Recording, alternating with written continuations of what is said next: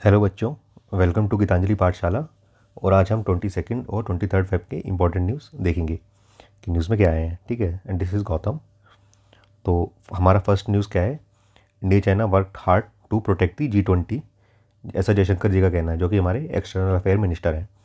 ठीक है, तो इस न्यूज़ से आपको क्या पता होना चाहिए? इस न्यूज़ से आपको क्या समझ में आना चाहिए कि हमारी नॉलेज में क्या चाहिए कि G20 के बारे में हमें कुछ चीज़ें पता होनी चाहिए, जैसे कि इसके मेंबर्स कौन से हैं, फाउंडर्स कौन से हैं, कब ये ऑर्गेनाइजेशन बनी थी, कभी इसकी पूरी हिस्ट्री क्या है, ओरिजिन क्या है। ठीक है, तो ये चीज़ें हमें G20 के बारे में पता होनी चाहिए। ये आपको कहाँ पे मिल सकती हैं? एनसीईआरटी की वेबसाइट पे।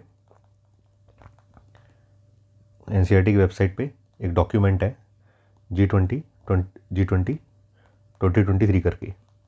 ठीक है, वहाँ पे ये सब इन्फॉर्मेशन दी गई है और वहाँ से आपसे क्वेश्चन पूछा जा सकता है, जैसे कि फॉर एग्ज़ाम्पल कि आपसे ये पूछा जा सकता है कि कितनी अफ्रीकन कंट्रीज़ G20 की मेंबर्स हैं। ठीक है, तो एक्चुअली सिर्फ एक ही कंट्री है, साउथ अफ्रीका। साउथ अफ्रीका ही सिर्फ ऐसा है जो कि अफ्रीका से, जो कि G20 का मेंबर है। ठीक है, तो इस तरीके की इन्फॉर्मेशन आपको पता होनी चाहिए G20 के बारे में, और इसको आपको जाके देखना है। आगे देखते हैं। इंपॉर्टेंट आर्टिकल है जजेस डायलेमा, पर्टिकुलरली क्लैट के लिए। ठीक है, इस आर्टिकल में इशू क्या है, जो कि कुछ दिन पहले लोकपाल ने ऐसा बोला था कि हाई कोर्ट जजेस जो हैं उनके ज्यूरिडिक्शन के अंदर आते हैं, क्योंकि they are considered civil servant under the prevention of corruption act. ठीक है, अब क्योंकि प्रिवेंशन ऑफ करप्शन एक्ट के अंडर हाई कोर्ट जज एक सिविल सर्वेंट है, तो उसके ज्यूरिडिक्शन के अंदर आते हैं। बट यहाँ पे इशू क्या बन जा रहा है कि जुडिशियल इंडिपेंडेंस जो है वो पिक्चर में आ रही है।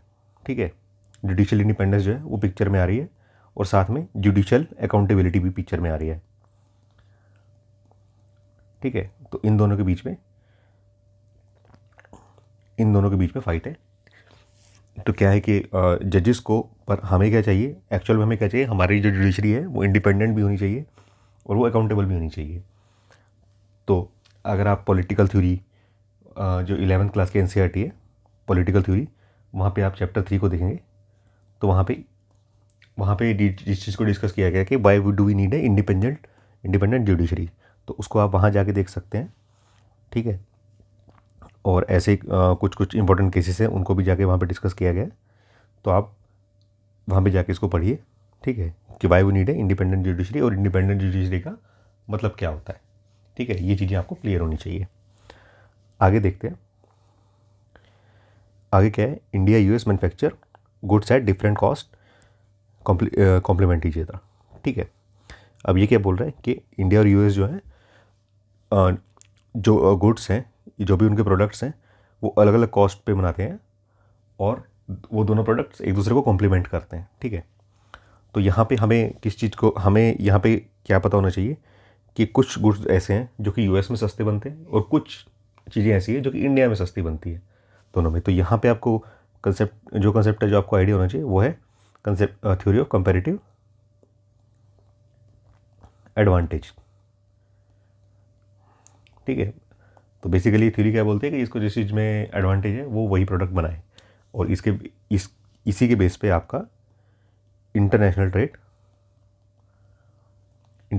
इस थ्योरी के बेस पे ही आपका चलता है। ठीक है, कि कौन कौन कंट्री या कौन सिटी किस प्रोडक्ट को बेहतर बना सकता है। ठीक है, तो ये कंसेप्ट आपको पता होना चाहिए कि इसकी वजह से ये इंटरनेशनल ट्रेड में कैसे हेल्प करता है, ये कैसे इसके बेसिस पे इंटरनेशनल ट्रेड होता है, जो कि अ,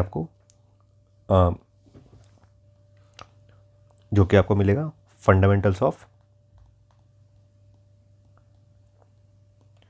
ह्यूमन ज्योग्राफी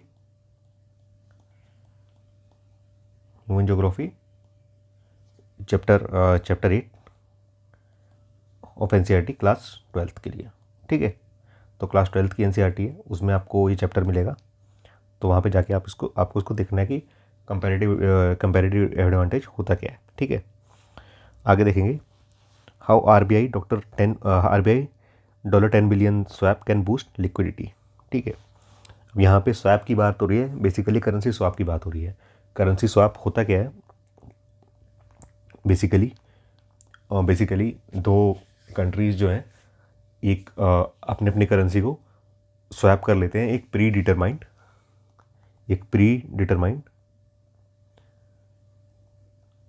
रेट पे। ठीक है, कि मतलब जैसे इंडिया एंड जापान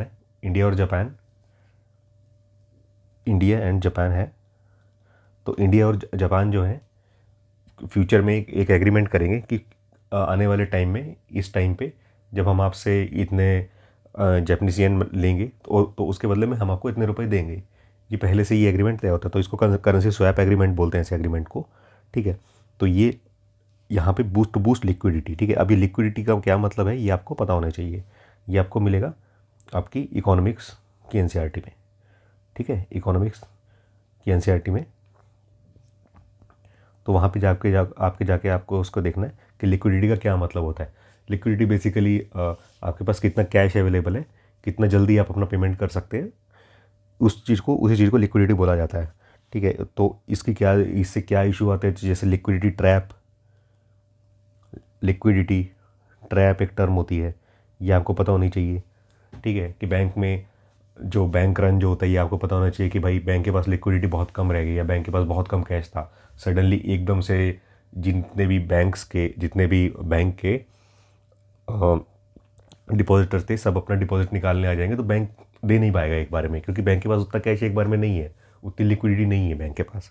ठीक है, तो ये कंसेप्ट आपको पता होना चाहिए कि इसे लिक्विडिटी पे कैसे हेल्प मिलती है।